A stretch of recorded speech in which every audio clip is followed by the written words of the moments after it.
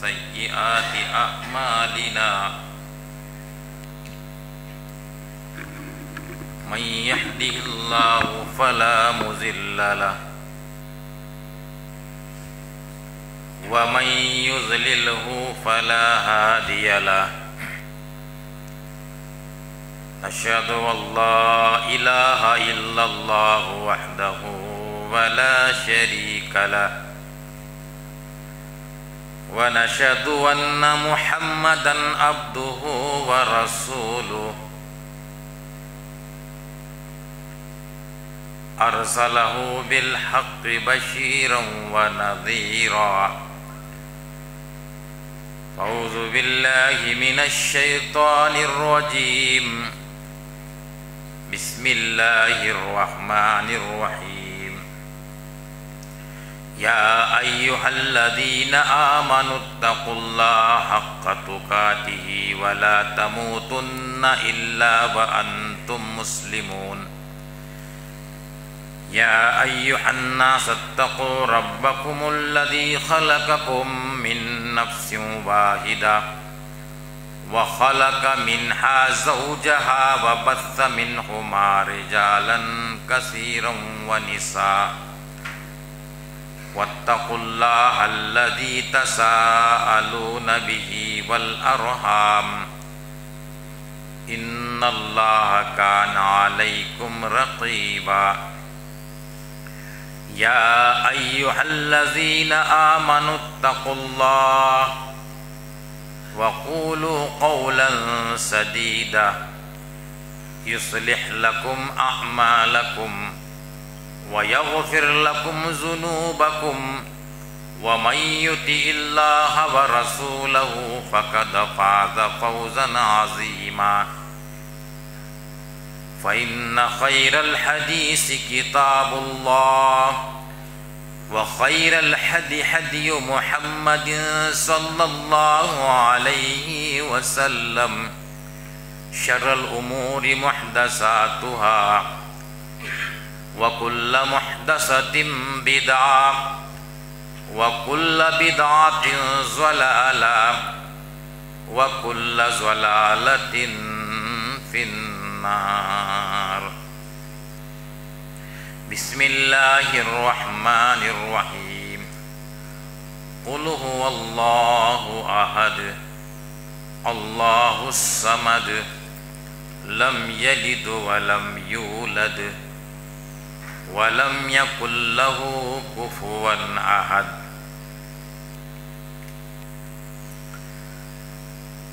ಸರ್ವಸ್ತುತಿಗಳು ಸಕಲ ವಿಶ್ವದ ಪಾಲಕ ಪ್ರಭು ಅಲ್ಲಾಹನಿಗೆ ಮೀಸಲು.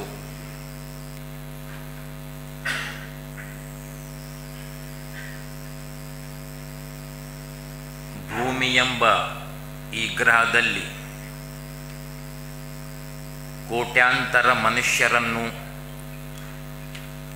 ಪ್ರಾಣಿಗಳನ್ನು, ಪಕ್ಷಿಗಳನ್ನು,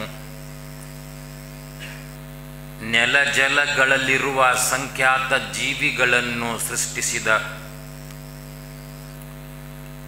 ಭೂಮಿಯನ್ನು ರಚಿಸಿದ, ಆಕಾಶವನ್ನು ಅಲಂಕರಿಸಿದ, ಸೂರ್ಯ ಚಂದ್ರ ನಕ್ಷತ್ರಗಳನ್ನು ರೂಪಿಸಿದ, ಪರ್ವತಗಳನ್ನು ಸ್ಥಾಪಿಸಿದ, ಎಲೆಗಳನ್ನು ಬಣ್ಣಿಸಿದ, ಪುಷ್ಪಗಳನ್ನು ಪರಿಮಳಿಸಿದ ಸರ್ವಶಕ್ತನಾದ ಅಲ್ಲಾಹನಿಗೆ ಸ್ತುತಿಗಳು, ಸ್ಮರಣೆಗಳು, ಕೀರ್ತನೆಗಳು, ಪ್ರಾರ್ಥನೆಗಳು. ಮನುಷ್ಯರಿಗೆ ಮನುಷ್ಯತ್ವದ ಶಿಕ್ಷಣವನ್ನು ನೀಡಿ ಉತ್ತಮ ಮಾನವರಾಗಿ ಬಾಳಲು ಕಲಿಸಿದ ಅಂತಿಮ ಪ್ರವಾದಿ ಮುಹಮ್ಮದ್ ಸಲ್ಲಲ್ಲಾಹು ಅಲೈಹಿ ವಸಲ್ಲಮರ ಮೇಲೆ ಸದಾ ಶಾಂತಿ ವರಿಸುತ್ತಿರಲಿ. ಗುರು ಹಿರಿಯರೇ, ಆತ್ಮೀಯ ಸ್ನೇಹಿತರೇ, ಸಹೋದರ ಸಹೋದರಿಯರೇ, ದೂರ ಮತ್ತು ಸಮೀಪದಿಂದ ನನ್ನ ಮಾತುಗಳನ್ನು ಆಲಿಸುತ್ತಿರುವ ಸಹೋದರ ಸಹೋದರಿಯರೇ, ನಾನು ತಮ್ಮ ಮುಂದೆ ಸೂರತುಲ್ ಇಖ್ಲಾಸ್ ಪಾರಾಯಣವನ್ನು ಮಾಡಿದ್ದೇನೆ. ನನ್ನ ಅನಿಸಿಕೆಯ ಪ್ರಕಾರ ಈ ಸೂರತ್ತು ಎಲ್ಲರಿಗೆ ಕಂಠಪಾಠ ಇದೆ ಅಂತ ನಾನು ಭಾವಿಸುತ್ತೇನೆ. ಪ್ರತಿಯೊಂದು ನಮಾಜ್ನಲ್ಲಿ ಪ್ರತ್ಯೇಕವಾಗಿ ಪ್ರವಾದಿ ಮುಹಮ್ಮದ್ ಸಲ್ಲಲ್ಲಾಹು ಅಲೈಹಿ ವಸಲ್ಲಮರ ಸುನ್ನತ್ತಿನ ಪ್ರಕಾರ ಫಜರ್ ನಮಾಜಿನ ಸುನ್ನತ್ತಿನಲ್ಲಿ, ಮಗ್ರಿಬ್ ನಮಾಜ್ ಸುನ್ನತ್ತಿನಲ್ಲಿ ಹಾಗೂ ಪ್ರತಿಯೊಂದು ಫರ್ಜ್ ನಮಾಜ್ ನಂತರ ಸೂರತುಲ್ ಇಖ್ಲಾಸ್ ಹಾಗೂ ಮುಅವ್ವಜತೈನ್ ಪಠಿಸುತ್ತಾ ಜಿಕ್ರ್ನ ರೂಪದಲ್ಲಿ ನಾವು ಪಾರಾಯಣವನ್ನು ಮಾಡುತ್ತೇವೆ. ಈ ಸೂರತ್ತು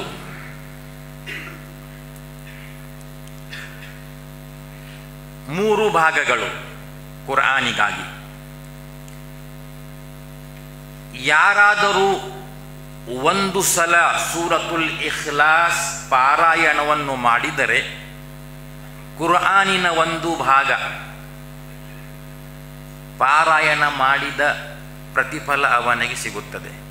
ಅಂದರೆ 3 ಸಲ ಕುಳಿತುಕೊಂಡು ಸೂರತುಲ್ ಇಖ್ಲಾಸ್ ಪಾರಾಯಣ ಮಾಡಿದರೆ ಪರಿಪೂರ್ಣ ಕುರ್ಆನ್ ಓದುವ ಸಮಾನ.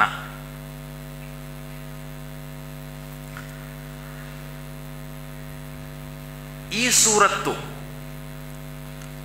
ಅವತರಿಸಿದ ಉದ್ದೇಶವೇನು? ಪ್ರತಿಯೊಂದು ಸೂರತ್ತಿಗೆ ಒಂದು ಉದ್ದೇಶ ಇರುತ್ತದೆ. ಶಾನೆ ನುಜೂಲ್ ಅಂತ ಉರ್ದು ಭಾಷೆಯಲ್ಲಿ ನಾವು ಹೇಳುತ್ತೇವೆ. ಉದ್ದೇಶ ಏನಿದೆ? ಉದ್ದೇಶಿನ ನಿಟ್ಟಿನಲ್ಲಿ ನಾವು ಕೆಲವು ಮಾತುಗಳನ್ನು ಅರಿಯಲು ಪ್ರಯತ್ನವನ್ನು ಪಡೆಯೋಣ. ಪ್ರವಾದಿ ಸಲ್ಲಲ್ಲಾಹು ಅಲೈಹಿ ವಸಲ್ಲಮರು ಕುಳಿತುಕೊಂಡಾಗ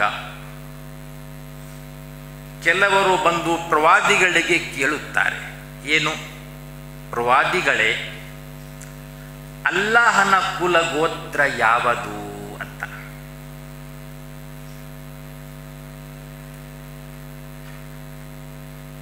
ಈ ಪ್ರಶ್ನೆಯ ಉತ್ತರದ ನಿಟ್ಟಿನಲ್ಲಿ ಈ ಸೂರತುಲ್ ಇಖ್ಲಾಸ್ ಅವತರಿಸಿದೆ.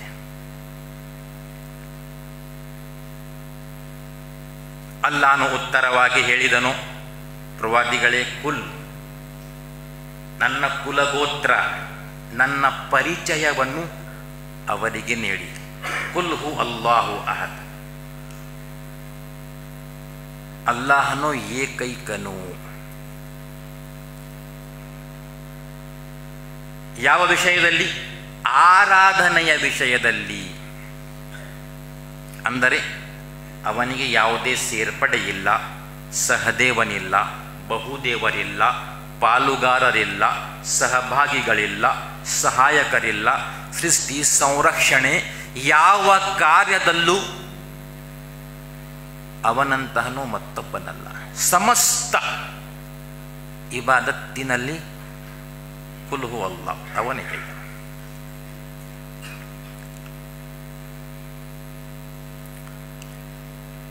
ಸ್ತುತಿಗಳ ವಿಷಯದಲ್ಲಿ, ಸ್ಮರಣೆಯ ವಿಷಯದಲ್ಲಿ, ಕೀರ್ತನೆಯ ವಿಷಯದಲ್ಲಿ, ಪ್ರಾರ್ಥನೆಯ ವಿಷಯದಲ್ಲಿ, ಸಮಸ್ತ ವಿಷಯಗಳಲ್ಲಿ ಕುಲ್ ಹು ಅಲ್ಲಾಹ್, ಅವನು ಏಕೈಕನು.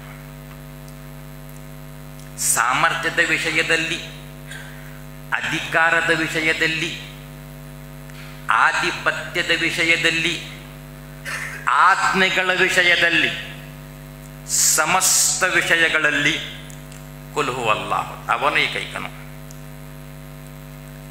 ಭೂಮಿಯನ್ನು ಸೃಷ್ಟಿಸುವ ವಿಷಯದಲ್ಲಿ, ಆಕಾಶವನ್ನು ರಚಿಸುವ ವಿಷಯದಲ್ಲಿ, ನಕ್ಷತ್ರಗಳನ್ನು ರೂಪಿಸುವ ವಿಷಯದಲ್ಲಿ, ಪರ್ವತಗಳನ್ನು ಸ್ಥಾಪಿಸುವ ವಿಷಯದಲ್ಲಿ, ಸಮಸ್ತ ವಿಷಯಗಳಲ್ಲಿ ಕುಲ್ ಹುವಲ್ಲಾಹ್ ಅಹದ್. ಸೂರ್ಯನನ್ನು ಉದಯಿಸುವ ವಿಷಯದಲ್ಲಿ, ಚಂದ್ರನನ್ನು ಅಸ್ತಮಿಸುವ ವಿಷಯದಲ್ಲಿ, ಆಕಾಶವನ್ನು ಅಲಂಕರಿಸುವ ವಿಷಯದಲ್ಲಿ, ಹಗಲು ರಾತ್ರಿಯನ್ನು ಒದಗಿಸುವ ವಿಷಯದಲ್ಲಿ, ಸಮಸ್ತ ವಿಷಯಗಳಲ್ಲಿ ಕುಲ್ ಹುವಲ್ಲಾಹ್ ಅಹದ್. ಜೀವನವನ್ನು ನೀಡುವ ವಿಷಯದಲ್ಲಿ, ದೇಹಗಳನ್ನು ನಿರ್ಮಿಸುವ ವಿಷಯದಲ್ಲಿ, ಆತ್ಮಗಳನ್ನು ರಚಿಸುವ ವಿಷಯದಲ್ಲಿ, ಅವಯವಗಳನ್ನು ರೂಪಿಸುವ ವಿಷಯದಲ್ಲಿ, ಸಮಸ್ತ ವಿಷಯಗಳಲ್ಲಿ ಕುಲ್ ಹುವಲ್ಲಾಹ್ ಅಹದ್.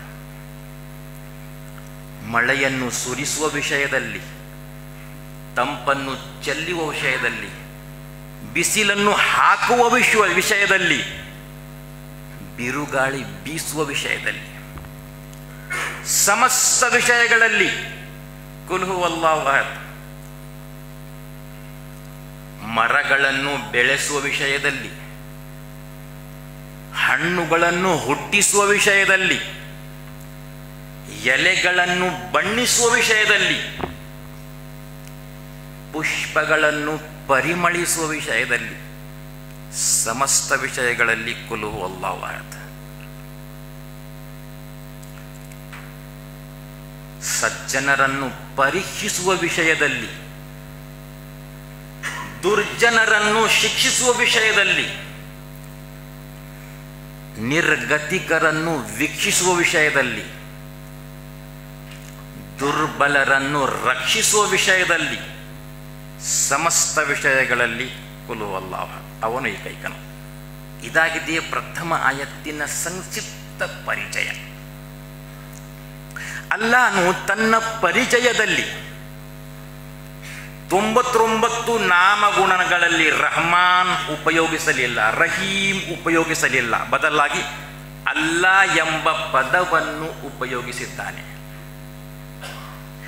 ಅಲ್ಲಾ ಎಂಬ ಪದಕ್ಕೆ ಕೆಲವು ವಿಶೇಷತೆಗಳಿವೆ. ಆ ವಿಶೇಷತೆಗಳನ್ನು ನಾವು ಅರಿಯಬೇಕು. 5 ವಿಶೇಷತೆಗಳಿವೆ.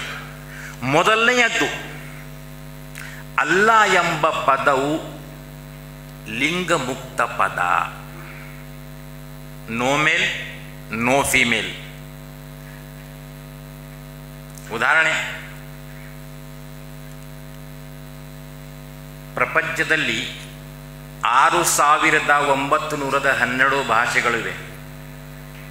ಪ್ರತಿಯೊಂದು ಭಾಷೆಯಲ್ಲಿ ದೇವರುಗಳಿಗೆ ಮೇಲ್ ಫಿಮೇಲ್ ಇದೆ. ದೇವನು ಅಂದರೆ ದೇವತೆ, ದೈವಂ ಅಂದರೆ ದೇವತಾ. ಮರಾಠಿಯಲ್ಲಿ ದೇವ ಅಂದರೆ ದೇವಿ, ಫಿಮೇಲ್. ತೆಲುಗು ಭಾಷೆಯಲ್ಲಿ ದೇವುಡು ಅಂದರೆ ದೇವತಾ, ದೇವಿ. ಇಂಗ್ಲಿಷ್ ಭಾಷೆಯಲ್ಲಿ ಗಾಡ್ ಅಂದರೆ ಗಾಡೆಸ್. ಆದರೆ ಅರಬಿ ಭಾಷೆಯಲ್ಲಿ ಅಲ್ಲಾಹ್ ಅಂದರೆ ಅಲ್ಲಾಹತೆ, ಅಲ್ಲಾಹತುನ್, ಅಲ್ಲಾಹತ. ನೋ, ಈ ಪದಕ್ಕೆ ಲಿಂಗವೇ ಇಲ್ಲ, ಲಿಂಗ ಮುಕ್ತ ಪದ. ಎರಡನೆಯದ್ದು, ಬಹುವಚನ ಮುಕ್ತ ಪದ. ದೇವನು ಅಂದರೆ ದೇವರುಗಳು, ದೇವತೆ ಅಂದರೆ ದೇವತೆಗಳು, ಗಾಡ್ ಅಂದರೆ ದ ಗಾಡ್ಸ್, ಅಲ್ಲಾ ಅಂದರೆ ಅಲ್ಲಾಹಗಳು, ಅಲ್ಲಾಹ್ಸ್. ಇಲ್ಲವೇ ಇಲ್ಲ. ಬಹುವಚನ ಮುಕ್ತ ಪದ. ಮೊದಲನೇದು ಲಿಂಗ ಮುಕ್ತ ಪದ, ಎರಡನೇದು ಬಹುವಚನ ಮುಕ್ತ ಪದ. ಮೂರನೆಯದ್ದು ನಾಮಕರಣ ಮುಕ್ತ ಪದ. ಅಲ್ಲಾ ಎಂಬ ವ್ಯಕ್ತಿತ್ವ, ವ್ಯಕ್ತಿಯ ಹೆಸರು ನೋಡಲು ನಮಗೆ ಸಿಗೋದಿಲ್ಲ. ಜಗತ್ತಿನಲ್ಲಿ ದೇವರು ಹಲವಾರು ಹೆಸರುಗಳು ಮನುಷ್ಯನಿಗೆ ಇಡಲಾಗುತ್ತದೆ. ರಾಮ, ಲಕ್ಷ್ಮ. ಅಲ್ಲಾ ಎಂಬ ವ್ಯಕ್ತಿ ನಮಗೆ ಕಂಡು ಬರುವುದಿಲ್ಲ. ಅಬ್ದುಲ್ಲಾ ಇದೆ, ಅಲ್ಲಾಹನ ದಾಸ. ಅಬ್ದುಲ್ ರಹಮಾನ್ ಇದೆ, ರಹಮಾನನ ದಾಸ. ಅಲ್ಲಾ ಬಕ್ಷ್ ಇದೆ, ಏನು? ಅಲ್ಲಾಹನ ವತಿಯಿಂದ ಕ್ಷಮಿಸಲ್ಪಟ್ಟ ವ್ಯಕ್ತಿ. ಆದರೆ ಮನುಷ್ಯನಿಗೆ ಅಲ್ಲಾ ಎಂಬ ಹೆಸರು ನೀಡಲು ಸಾಧ್ಯವಿಲ್ಲ. ಅಂಗಡಿಗಳಿಗೆ ನೋಡಿರಬಹುದು, ಅಂಗಡಿಗಳಿಗೆ ಕೂಡ ಅಲ್ಲಾ ಹೋಟೆಲ್ ಸಿಗೋದಿಲ್ಲ, ಬಿಸ್ಮಿಲ್ಲಾ ಹೋಟೆಲ್ ಸಿಗುತ್ತದೆ. ಅಲ್ಲಾಹನ ನಾಮದೊಂದಿಗೆ ಪ್ರಾರಂಭಿಸಿದ ಹೋಟೆಲ್, ಅಲ್ಲಾ ಹೋಟೆಲ್ ಸಿಗೋದಿಲ್ಲ.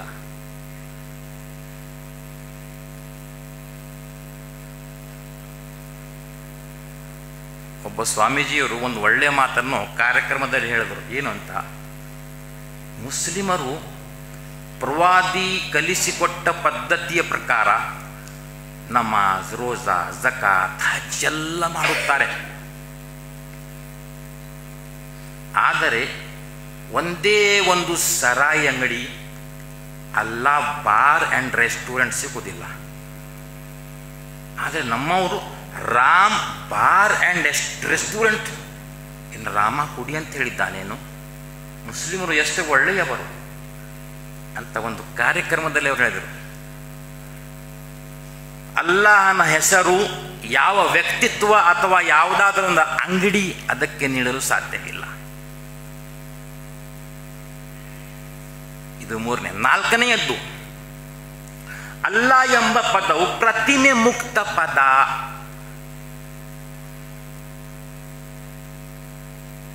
ಭಾರತದಲ್ಲಿ, ಜಗತ್ತಿನಲ್ಲಿ ಹಲವಾರು ಮಸೀದಿಗಳಿವೆ. ಆ ಮಸೀದಿಗಳಲ್ಲಿ ನೋಡಿದರೆ ಒಂದು ಪ್ರತಿಮೆ ನಿಮಗೆ ಅಲ್ಲಾಹನದ್ದು ಸಿಗೋದಿಲ್ಲ. ಮೂರ್ತಿ, ವಿಗ್ರಹ, ಫೋಟೋ ಎಲ್ಲಿಯೂ ಸಿಗದಿಲ್ಲ.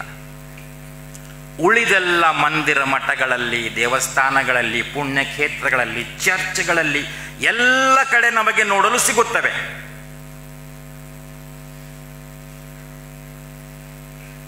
ಆದರೆ ಮಸೀದಿಗಳಲ್ಲಿ ನಮಗೆ ನೋಡಲು ಸಿಗುವುದಿಲ್ಲ. ನಾವು ಮುಸ್ಲಿಮೇತರರಿಗೆ ಮಸೀದಿಯ ಸಂದರ್ಶನದ ಒಂದು ಅವಕಾಶ ನೀಡಬೇಕು, ಕಾರ್ಯಕ್ರಮಗಳಲ್ಲಿ ಕರೆಯಬೇಕು. ಮಸೀದಿಯನ್ನು ಸಂದರ್ಶನ ಮಾಡಿದ ನಂತರ ಅವರ ಅಭಿಪ್ರಾಯಗಳನ್ನು ಹಂಚಿ ಯೂಟ್ಯೂಬ್ನಲ್ಲಿ ಹಾಕಿದರೆ ಮಸೀದಿಗಳ ಕುರಿತು ತಪ್ಪು ಕಲ್ಪನೆಗಳ ಜೊತೆಗೆ ಇಲ್ಲಿ ಕೇವಲ ಅಲ್ಲಾಹನ ಆರಾಧನೆ, ಇದು ಆರಾಧನಾಲಯ, ಪ್ರತಿಮೆ ಮುಕ್ತ ದೇವಾಲಯ ಅಂತ ಅವರ ನೆನಪಿನಲ್ಲಿ ಬರುತ್ತದೆ. ನಾವು ದೇವಾಲಯ ಅಂತ ಹೇಳೋದಿಲ್ಲ, ಮಸೀದ್. ಅಲ್ಲಾನು ಅನ್ನಲ್ ಮಸಾಜಿದ್ ಲಿಲ್ಲಾ ಅಂತ ಹೇಳಿದ್ದಾನೆ. ಹೀಗಿರುವಾಗ ಅಲ್ಲಾ ಎಂಬ ಪದವು ಪ್ರತಿಮೆ ಮುಕ್ತ ಪದ.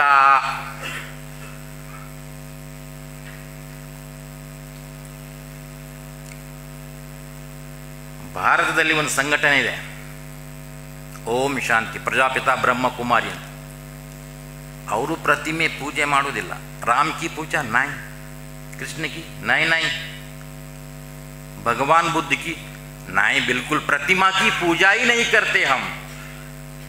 ಮತ್ತೇನು ಮಾಡ್ತೀರಾ? ನಿರಾಕಾರ. ಅದು ಹೇಗೆ? बिंदु पॉइंट, हम उसकी पूजा करते हैं. ಅವರಿಗೆ ಗೊತ್ತಿಲ್ಲ ಬಿಂದು ಕೂಡ ಒಂದು ಆಕಾರ ಇದೆ, ನಿರಾಕಾರ ಅಲ್ಲಲ್ಲ. ಬಿಂದು ಕೂಡ ಆಕಾರದ ಒಂದು ಪ್ರಥಮ ಭಾಗ ಇದೆ, ಪ್ರಾಥಮಿಕ ಭಾಗ. ಆಗಾಜ್, ನುಕ್ತೈ ಆಗಾಜ್ ಅಂತ ಉರ್ದು ಭಾಷೆಯಲ್ಲಿ ಹೇಳ್ತೀವಿ. ಬ್ರಹ್ಮಕುಮಾರಿ ಹೆಸರು ಏನು? ಬ್ರಹ್ಮಕುಮಾರಿ ಅರ್ಥವೇನು? ಬ್ರಹ್ಮ ಕಿ ಹಮ್ ಬಹನೆ, ब्रह्म की बहनें, अल्लाह की बहनें तो हो ही नहीं सकते। इसलिए अल्लाह ने इस आयत के अंदर बहुत क्लियर बताया है, ಬಹಳ ಸ್ಪಷ್ಟವಾಗಿ ಮಾಹಿತಿಯನ್ನು ನೀಡಿದ್ದಾನೆ. ಅಂದರೆ ಅಲ್ಲಾಹನ ನಾಮ ಪ್ರತಿಮೆ ಮುಕ್ತ ನಾಮ, ಎಲ್ಲಿಯೂ ಪ್ರತಿಮೆ ಸಿಗುವುದಿಲ್ಲ. ಐದನೆಯದ್ದು, ಅಲ್ಲಾ ಎಂಬ ಪದ ಅಪಹಾಸ್ಯ ಮುಕ್ತ ಪದ. ಈ ಪದದ ಜೊತೆಗೆ ಯಾರು ಆಟ ಆಡುವ ಹಾಗೆ ಇಲ್ಲ. ಒಂದು ಉದಾಹರಣೆ, ಚಿಕ್ಕ ಉದಾಹರಣೆ. ಗಾಡ್ ಅಂತ ಹೇಳಿದ ನಂತರ ಗಾಡ್ ಎಂಬ ಪದದಲ್ಲಿ ಡಿ ತೆಗೆದು ಹಾಕಿ ಗೋ ಆಗುತ್ತದೆ. ಗೋ ಅಂದರೆ ಹೋಗು, ಆಟ ಆಡಬಹುದು. ದೇವ ವ ತೆಗೆದಾಕಿ ದೇ, ಆಟ ಆಡಬಹುದು. ಆದರೆ ಅಲ್ಲಾ ಎಂಬ ಪದ, ಈ ಪದದೊಂದಿಗೆ ಯಾರು ಆಟ ಆಡುವ ಹಾಗೆ ಇಲ್ಲ. ಅಪಹಾಸ್ಯ ಮುಕ್ತ ಪದ ಅಂತ. ಉದಾಹರಣೆ, ಅಲ್ಲಾ ಎಂಬ ಪದದಲ್ಲಿ 5 ಅಕ್ಷರಗಳಿವೆ. 5 ಅಕ್ಷರಗಳು. ಒಂದೊಂದು ಅಕ್ಷರವನ್ನು ತೆಗೆದುಹಾಕಿ, ಉದಾಹರಣೆ ಅಲ್ಲಾಹ್, ಅಲ್ಲಾಹನ ಪ್ರಾರಂಭದಲ್ಲಿ ಅಲಿಫ್ ಇದೆ, ಅಲಿಫ್ ತೆಗೆದುಹಾಕಿ ಏನು ಉಳಿಯುತ್ತೆ? ಲಿಲ್ಲಾಹ್. ಕುರಾನಲ್ಲಿ ಲಿಲ್ಲಾಹು ಮುಲ್ಕು ಸಮಾವಾತಿ ವಲ್ ಅರ್ಸ್ ಇದೆ. ಆನಂತರ ಏನಿದೆ? ಲಿಲ್ಲಾ ಎಂಬ ಪದದಲ್ಲಿ ಲಾಮ್ ತೆಗೆದು ಹಾಕಿದರೆ ಉಳಿತು ಇಲಾಹ್. ಇಲಾಹುಕುಂ ಇಲಾಹು ವಾಹಿದ್ ಕುರಾನ್ನಲ್ಲಿದೆ. ಇಲಾ ಎಂಬ ಪದದಲ್ಲಿ ಅಲಿಫ್ ತೆಗೆದು ಹಾಕಿ ಏನು ಉಳಿಯುತ್ತೆ? ಲಹು. ಲಹು ಮುಲ್ಕು ಸಮಾವಾತಿ ವಲ್ ಅರ್ಸ್. 4ನೇ ಅಕ್ಷರ ಲಾಮ್ ತೆಗೆದು ಹಾಕಿ ಏನು ಉಳಿಯುತ್ತೆ? ಹೂ. ಅಲ್ಲಾಹು, ಲಾ ಇಲಾಹ ಇಲ್ಲಾ ಹೂ. ಆಟ ಆಡುವ ಹಾಗೆ ಇಲ್ಲ. ಅದಕ್ಕೆ ಅಲ್ಲಾಹನು ತನ್ನ ಪರಿಚಯದಲ್ಲಿ ಅಲ್ಲಾ ಎಂಬ ಪದವನ್ನು ಉಪಯೋಗಿಸಿದ್ದಾನೆ. ಉಳಿದೆಲ್ಲ ಪದಗಳಿಂದ ಆಟ ಆಡಬಹುದು. ಇದಕ್ಕೆ ಅಪಹಾಸ್ಯ ಮುಕ್ತ ಪದ ಅಂತ ಹೇಳಲಾಗುತ್ತೆ. ಕುಲ್ ಹು ಅಲ್ಲಾಹು ಅಲ್ಲಾಹು ಸಮದ್. ಸರ್ವ ಅಗತ್ಯಗಳಿಂದ ಮುಕ್ತನು. ಬಯಕೆಯಿಂದ ಮುಕ್ತ, ಬೇಡಿಕೆಯಿಂದ ಮುಕ್ತ, ಬಳಲಿಕೆಯಿಂದ ಮುಕ್ತ, ಬಡತನದಿಂದ ಮುಕ್ತ, ಬಾಯಾರಿಕೆಯಿಂದ ಮುಕ್ತ, ಭೋಜನೆಯಿಂದ ಮುಕ್ತ, ರೋಗದಿಂದ ಮುಕ್ತ, ಯೋಗದಿಂದ ಮುಕ್ತ, ತೂಕಡಿಕೆಯಿಂದ ಮುಕ್ತ, ನಿದ್ರೆಯಿಂದ ಮುಕ್ತ. ಸರ್ವ ಅಗತ್ಯಗಳಿಂದ ಮುಕ್ತನು ಅಂತ ಕುರಾನ್ ಹೇಳಿಕೊಡುತ್ತದೆ. ಅಲ್ಲಾಹನ ಪರಿಚಯ ಹೇಗಿದೆ ನೋಡಿ. ಚಿಕ್ಕ ಆಯತ್ತು, ಅಲ್ಲಾಹು ಸಮದ್. ದೈಹಿಕ ಅವಶ್ಯಕತೆಗಳಿಂದ ಮುಕ್ತ.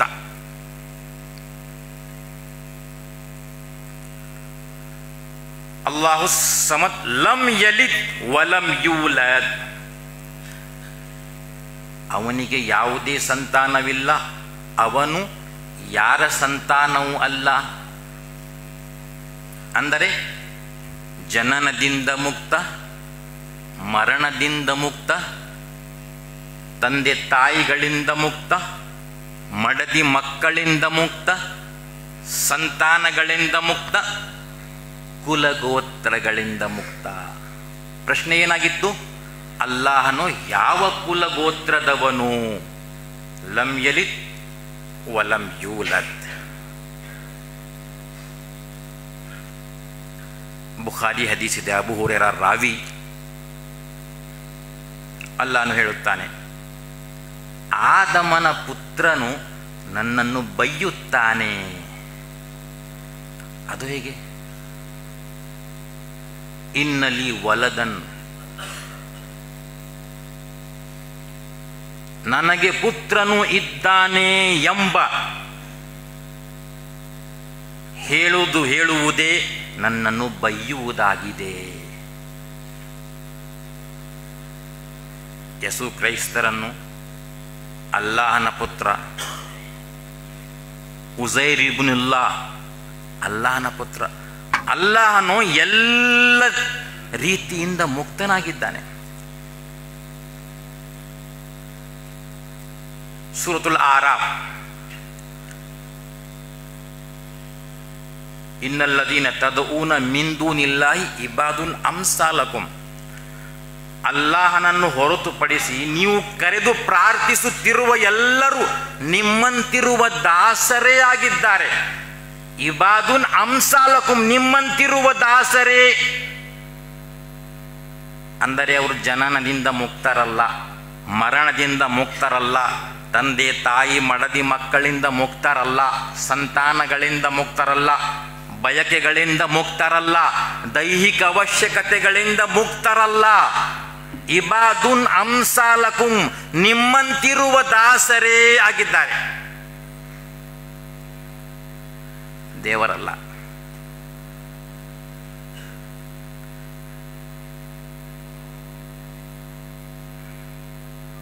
ವಲಂ ಯಕುಲ್ಲಹು ಕುಫುವನ್ ಅಹದ್, ಅವನ ಸರಿಸಮಾನರು ಯಾರೂ ಇಲ್ಲ. ನಾಮಾಂಕಿತದಲ್ಲಾಗಲಿ, ಗುಣವಿಶೇಷ ಸ್ವರೂಪದಲ್ಲಾಗಲಿ, ಶಕ್ತಿ ಸಾಮರ್ಥ್ಯ ಮತ್ತು ಅಧಿಕಾರದಲ್ಲಾಗಲಿ ಅವನಂತಹನು ಮತ್ತೊಬ್ಬನಲ್ಲ. ಭೂಮಿಯನ್ನು ಸೃಷ್ಟಿಸುವ ವಿಷಯದಲ್ಲಿ, ಆಕಾಶವನ್ನು ರಚಿಸುವ ವಿಷಯದಲ್ಲಿ, ನಕ್ಷತ್ರಗಳನ್ನು ಸೂರ್ಯ ಚಂದ್ರಗಳನ್ನು ರೂಪಿಸುವ ವಿಷಯದಲ್ಲಿ, ಪರ್ವತಗಳನ್ನು ಸ್ಥಾಪಿಸುವ ವಿಷಯದಲ್ಲಿ, ಎಲೆಗಳನ್ನು ಬಣ್ಣಿಸುವ ವಿಷಯದಲ್ಲಿ, ಹಣ್ಣು ಹಂಪಲುಗಳನ್ನು ನೀಡುವ ವಿಷಯದಲ್ಲಿ ಅವನ ಸರಿಸಮಾನರು ಯಾರೂ ಇಲ್ಲ. ಇದು ಸಂಕ್ಷಿಪ್ತ ಪರಿಚಯ. ಮುಸ್ಲಿಮೇತರರಿಗೆ ನಾವು ಒಳ್ಳೆಯ ರೀತಿಯಲ್ಲಿ ದಾವಾದ ನಿಟ್ಟಿನಲ್ಲಿ ನಾವು ನೀಡಬಹುದು. ಅಲ್ಲಾಹನ ಪರಿಚಯ. ಹಲವಾರು ಜನರಿಗೆ ಒಂದು ತಪ್ಪು ಕಲ್ಪನೆ ಇದೆ. ಏನು? ಎರಡು ಭಾಗಗಳಿವೆ, ಒಂದು ದಾವಾ, ಒಂದು ಇಸ್ಲಾ. ಅಲ್ ಇಸ್ಲಾಹು ಬೈನಲ್ ಮುಸ್ಲಿಮೀನ್, ಮುಸ್ಲಿಮರ ಮಧ್ಯೆ ಮಾಡುವ ಕಾರ್ಯಗಳು ಇಸ್ಲಾ.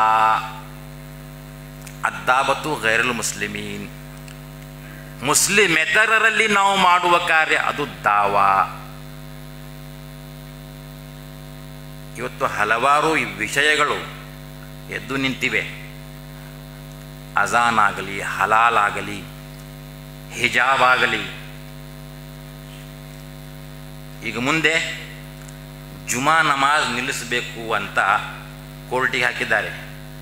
ಇಲ್ಲಿ ಸಾಮೂಹಿಕ ನಮಾಜ್ ನಡೆಯುವುದಿಲ್ಲ, ಬದಲಾಗಿ ಲಾ ಇಲಾಹ ಇಲ್ಲಲ್ಲಾ ನಮ್ಮ ದೇವರುಗಳ ವಿರುದ್ಧವಾಗಿ ಹೇಳಿಕೆ ನೀಡಿ ಪ್ರೋತ್ಸಾಹದಲ್ಲಿ ತರಲಾಗುತ್ತದೆ. ನಮಾಜ್ ನಿಲ್ಲಿಸಬೇಕು. ಈಗ ನಾವೇನು ಮಾಡ್ತೀವಿ? ರ್ಯಾಲಿ ತೆಗಿಬೇಕು, ಅದು ಮಾಡಬೇಕು, ಮೆಮೊರಂಡಮ್ ಕೊಡಬೇಕು.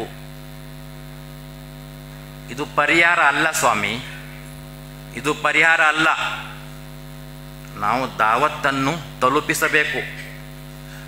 ಅದು ಪ್ರಶ್ನೆಯ ಉತ್ತರಗಳ ರೂಪದಲ್ಲಾಗಲಿ ಅಥವಾ ತೌಹೀದನ್ನು ತಲುಪಿಸುವ ರೂಪದಲ್ಲಾಗಲಿ. ಮುಖ್ಯ ತೌಹೀದ್ ತಲುಪಿಸಿದರೆ ಮುಗೀತು, ಯಾವ ಪ್ರಶ್ನೆನೂ ಬರುವುದಿಲ್ಲ. ಭಾರತದಲ್ಲಿ 84% ಮುಸ್ಲಿಮೇತರರಿದ್ದಾರೆ. 84%ನಲ್ಲಿ 80% ಮುಸ್ಲಿಮೇತರರು ಇಸ್ಲಾಮಿನವರ ವಿರುದ್ಧವಲ್ಲ, ಮುಸ್ಲಿಮರ ವಿರುದ್ಧವಲ್ಲ. ಕೇವಲ 4% ಮುಸ್ಲಿಮೇತರರು ಇಸ್ಲಾಮಿನ ವಿರುದ್ಧ, ಮುಸ್ಲಿಮರ ವಿರುದ್ಧ.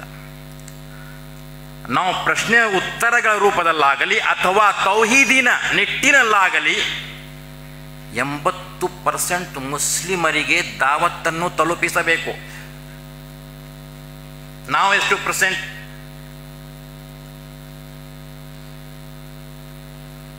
14%, 16%, 15%. ಕರೆಕ್ಟ್ ಮುಸ್ಲಿಂ ಅಂದರೆ ಶುಕ್ರವಾರ ಬಂದರೆ ಮಸೀದಿಗಳು ತುಂಬಿ ತುಳುಕುತ್ತವೆ, ಆನಂತರ ಗಾಯಬ್. 5% ಅಂತ ನಾವು ಅರಿತುಕೊಳ್ಳೋಣ. ಅದು ಬಿಡಿ, ಅಕೀದಾದ ನಿಟ್ಟಿನಲ್ಲಿ ನೋಡಿದರೆ 1% ಮುಸ್ಲಿಮರು, ಕರೆಕ್ಟಾಗಿ. ಈಗ 1% ಮುಸ್ಲಿಮರು 84% ಅಥವಾ 80% ಮುಸ್ಲಿಮೇತರರಿಗೆ ಗಮನ ಕೊಡಬೇಕು, ಅಥವಾ ಕೇವಲ 14% ಮುಸ್ಲಿಮರಿಗೆ ಗಮನ ಕೊಡಬೇಕು? ಅದು ಹೇಳಿ.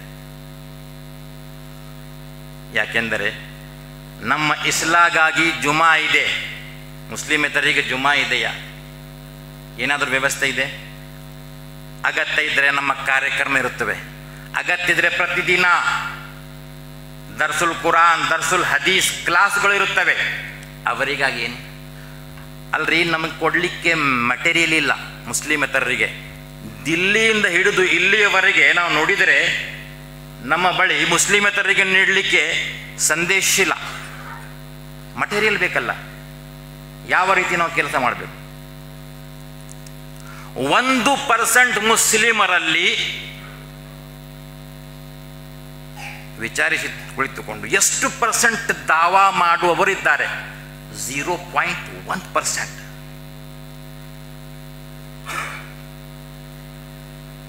ನಮ್ಮೆಲ್ಲರಿಗಾಗಿ ನಾಚಿಕೆಯ ವಿಷಯ.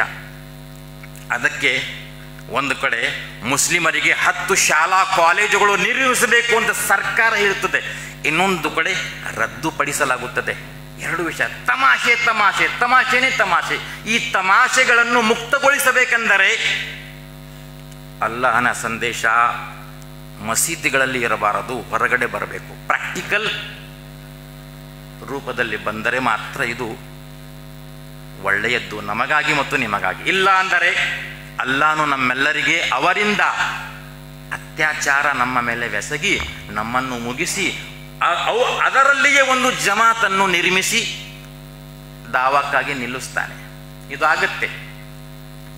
ಅದಕ್ಕೆ ಗುರು ಹಿರಿಯರೇ, ನಾವು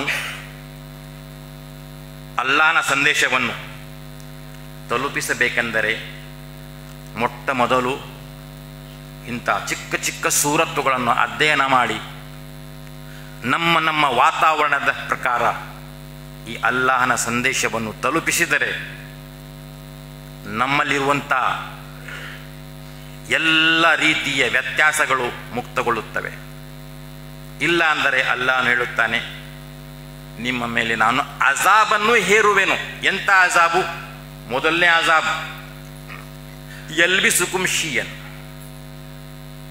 ಭಿನ್ನಾಭಿಪ್ರಾಯದ ಅಜಾಬ್.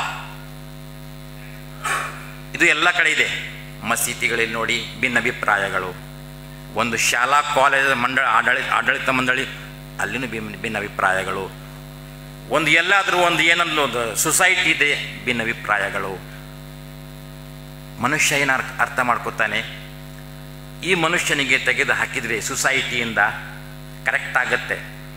ಇದು ಪರಿಹಾರ ಅಲ್ಲ ಸ್ವಾಮಿ, ಇದು ಅಲ್ಲಾಹನ ಅಜಾಬ್ ಅಂತ ಕುರಾನ್ ಹೇಳುತ್ತದೆ. ಮಸೀದಿಗಳಲ್ಲೂ ಕೂಡ ಭಿನ್ನಾಭಿಪ್ರಾಯಗಳು, ಇಖ್ತಿಲಾಫಾತ್ ಇದೆ ಅಂದರೆ ಅದು ಅಲ್ಲಾಹನ ಅಜಾಬ. ಪರಿಹಾರ ದಾವತ್.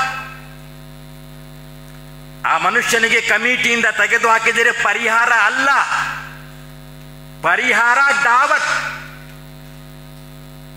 ಎರಡನೆಯದು ಜುರಿಬತ್ ಅಲೈಕುಮು ಜಿಲ್ಲ.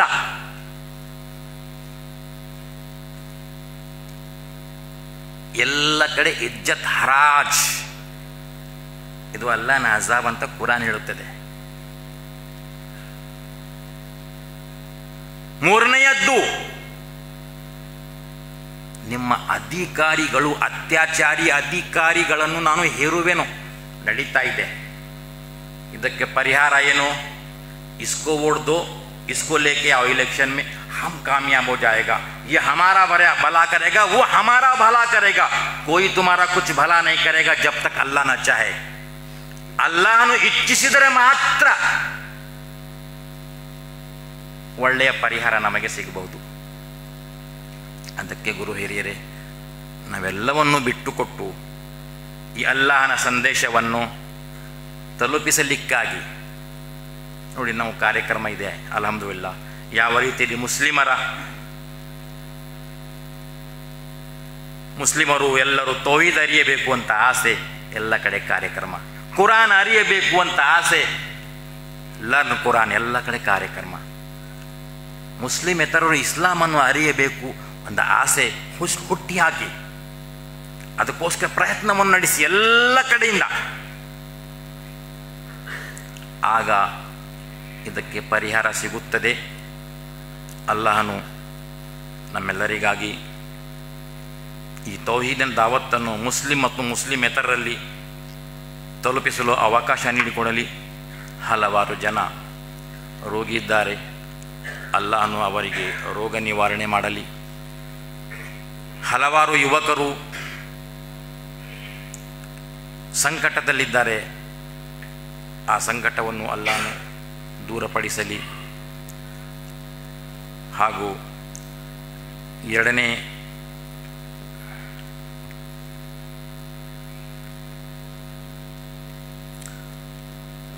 ತಾರೀಕು ಡಿಸೆಂಬರ್ 2022 ಶನಿವಾರ ಸ್ಥಳ A1 ಬಾಗ್ ಕುದ್ರೋಳಿಯಲ್ಲಿ ಕಾರ್ಯಕ್ರಮ ಇದೆ. ಮಗ್ರಿಬ್ ನಮಾಜ್ ನಂತರ ತಾವೆಲ್ಲರೂ ಈ ಕಾರ್ಯಕ್ರಮದಲ್ಲಿ ಸೇರಿ ತೌಹೀದಿನ ವಿಷಯ ಬರಬಹುದು, ಹಲವಾರು ವಿಷಯಗಳು ಬರಬಹುದು, ಮತ್ತು ಈ ಮಾತುಗಳನ್ನು ಎಲ್ಲ ಕಡೆ ತಲುಪಿಸಲು ಪ್ರಯತ್ನವನ್ನು ಮಾಡಿ. ಇದು ಮುಖ್ಯವೊಂದು ಸಂದೇಶವಿದೆ. ಹಾಗೂ ಪ್ರತಿ ಜುಮಾ ತಾವು ಬರ್ತೀರಾ, ಮಸ್ಜಿದ್ನಲ್ಲಿ ಕಲೆಕ್ಷನ್ ಇರ್ತದೆ. ತಾವೆಲ್ಲರೂ ತನ್ನ ಅತಿ ಉತ್ತಮವಾದ ಸಂಪತ್ತು ಅಲ್ಲಾಹನ ಮಾರ್ಗದಲ್ಲಿ ಖರ್ಚು ಮಾಡಲು ಅತಿ ಉತ್ತಮ ಪ್ರಯತ್ನವನ್ನು ಮಾಡುತ್ತಾ ಕಲೆಕ್ಷನ್ ನೀಡಿ.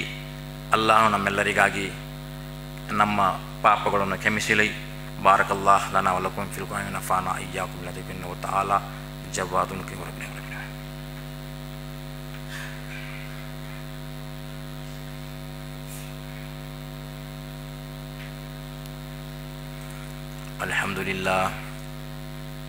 ಅಲ್ಹಮ್ದುಲಿಲ್ಲಾಹಿ ನಹ್ಮದುಹು ವ ನಸ್ತഈನುಹು ವ ನಸ್ತಗ್ಫಿರುಹು ವ ನುಮಿನು ಬಿಹಿ ವ ನತವಕ್ಕಲು ಅಲೈಹಿ ವ ನಊದು ಬಿಲ್ಲಾಹಿ ಮಿನ್ ಶುರೂರಿ ಅನ್ಫುಸಿನಾ ವ ಮಿನ್ ಸಯ್ಯಿಆತಿ ಅಅಮಾಲಿನಾ ಮನ್ ಯಹ್ದಿಹಿಲ್ಲಾಹು ಫಲಾ ಮುದಿಲ್ಲ ಲಹು ವ ಮನ್ ಯುದ್ಲಿಲ್ ಫಲಾ ಹಾದಿಯ ಲಹು ನಶ್ಹದು ಅನ್ ಲಾ ಇಲಾಹಾ ಇಲ್ಲಲ್ಲಾಹು ವಹ್ದಹು ಲಾ ಶರೀಕ ಲಹು ವ ನಶ್ಹದು ಅನ್ನ ಮುಹಮ್ಮದನ್ ರಸೂಲುಲ್ಲಾಹ್ ಅಮ್ಮಾ ಬಅದ್ ಫೌಜ್ ಬಿಲ್ಲಾಹಿ ಮಿನಶ್ ಶೈತಾನಿರ್ ರಜೀಮ್. ಬಿಸ್ಮಿಲ್ಲಾಹಿರ್ ರಹ್ಮಾನಿರ್ ರಹೀಮ್.